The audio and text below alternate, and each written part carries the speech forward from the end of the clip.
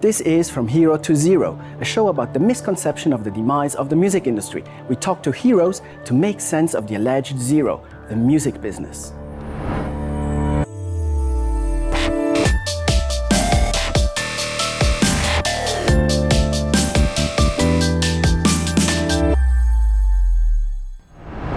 Hi Kobra, how you doing? Great, thank you very much. Thank you very much for taking time, sitting down with us and talking about Kobra and the Lotus. Yeah, of course. Great.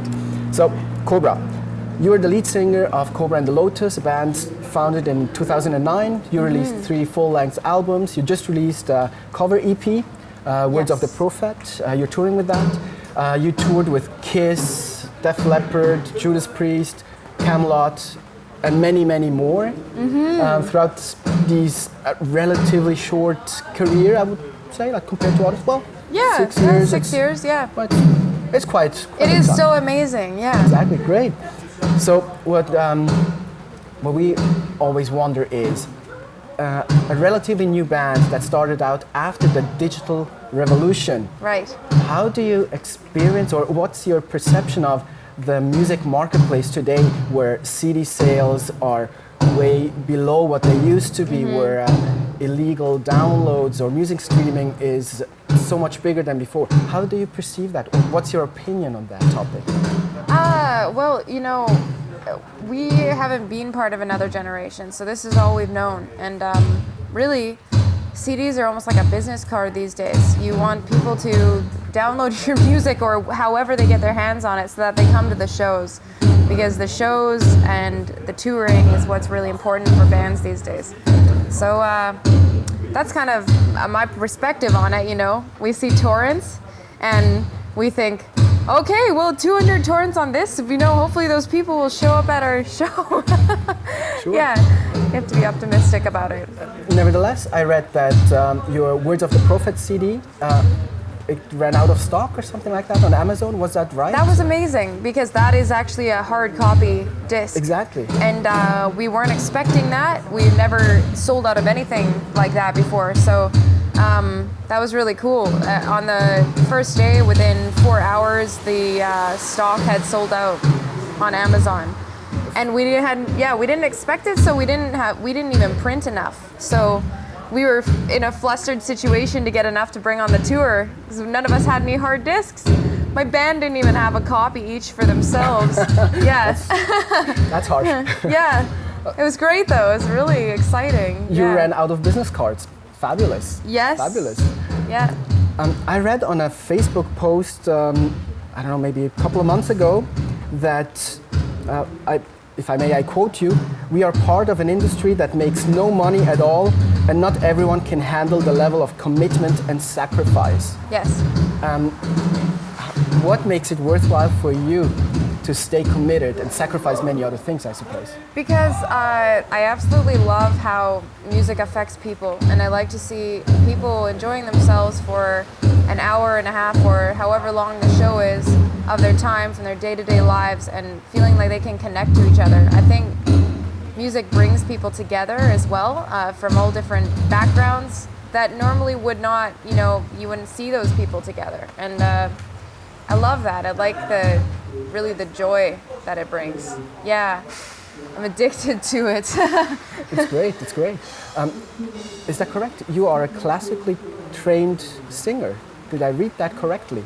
Or was my research wrong? No, your research is right. I did it for 8 years, classical training. Okay. And then I wasn't interested in pursuing an operatic career path.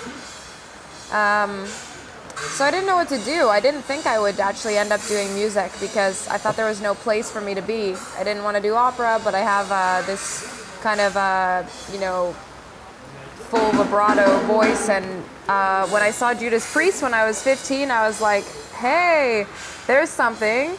So I just started a band as a hobby, and it started gaining some momentum, and then I refound my passion again for music. Yeah. Artist development is something which, back in the 80s, was something that was done by the labels. They were investing time and money, all kinds of resources to develop an artist, develop a band.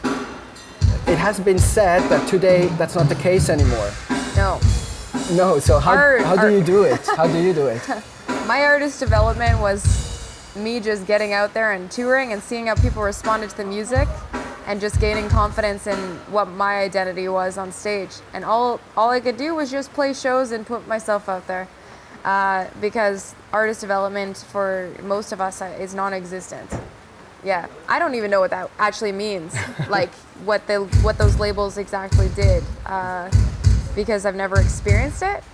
But I mean, experience is the best currency, so that's what we've done. Every year I've learned something, some really sad lessons too. It's a very corrupt industry. You have to be very careful with who you trust. But you live and you learn every time, and every year I think I'm a smarter businesswoman too. Yeah. So your first album, Out of the Pit, came out in 2009 under your own label, talking about business.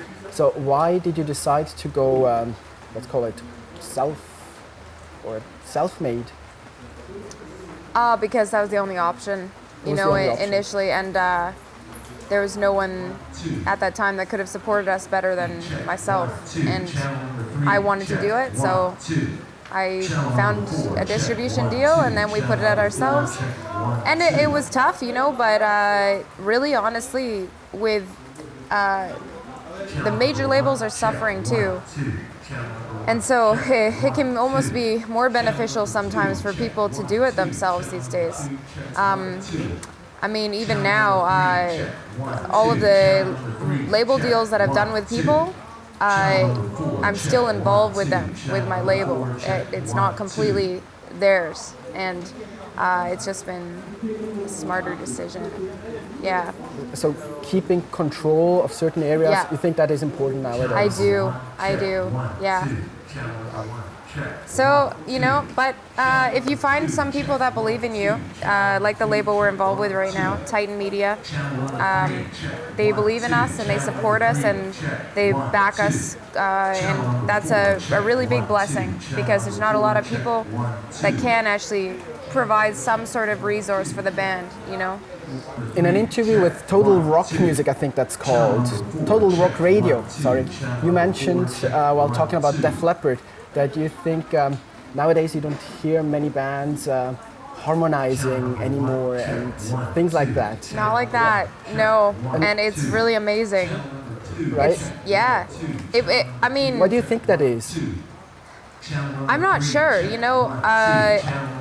back to the digital thing, really a lot of people can do anything and they don't even have to be doing things live on stage, which is kind of sick in a way, because there was no faking anything in their age, and they still don't, because they had to be capable of it. So when we played with them and we saw them, legitimately singing all together every single night, and there was just so much to learn and take away from that. And my guys can sing, and we do sing, but we want to incorporate a little more of that, because it's really cool when it happens. It's a magic moment.